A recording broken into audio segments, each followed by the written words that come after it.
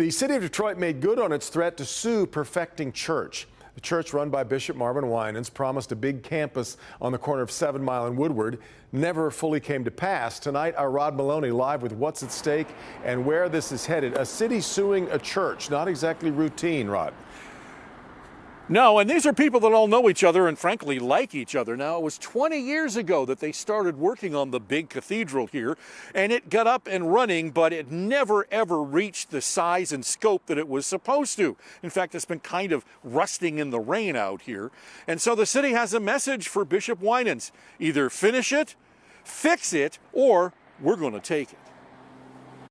Drone 4 gives you a great look at the campus. Detroiters expected shops and apartments and a spectacular house of worship here. Detroit Corporation Counsel Conrad Mallett wanted to see it all.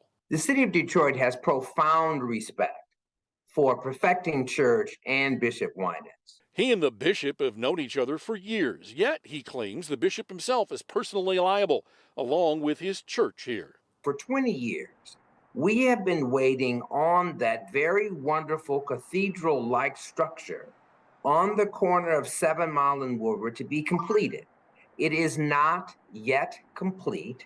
Mallett wants an engineering study to know the true current condition of the unfinished structure. He's also asking the judge to order a receiver, oversee the project, and whether it's at all viable, and if the church can even get the financing to end what the lawsuit calls a public nuisance. It has taken too long. And all of the letters and all of the conversations and all of the phone calls have not resulted in the required forward progress. In a statement today, the church said, quote, Perfecting Church has been in constant discussions with the city of Detroit, and we believe that we were up to date in addressing all matters of concern posed by the city. We are shocked and extremely disappointed that the city would take this course of action in the dark of night, and in our opinion, not acting in good faith.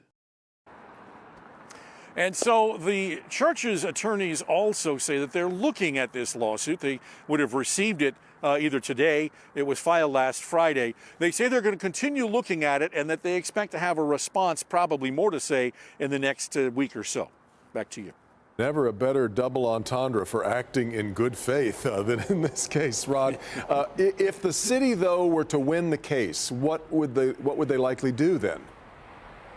Well, the city is saying that essentially if they were to end up with the property, which is not the desired outcome here, that they would end up selling it. But Conrad Mallett made it abundantly clear. He said the city's not looking to make money off of this. They just want to be made whole because they've spent a lot of time out here. What they do say that if they ended up selling it, that they would give any overage back to the church itself. But we'll have to see whether it ever really comes to that. This could take a while. Yeah, we'd expect. All right, Rod.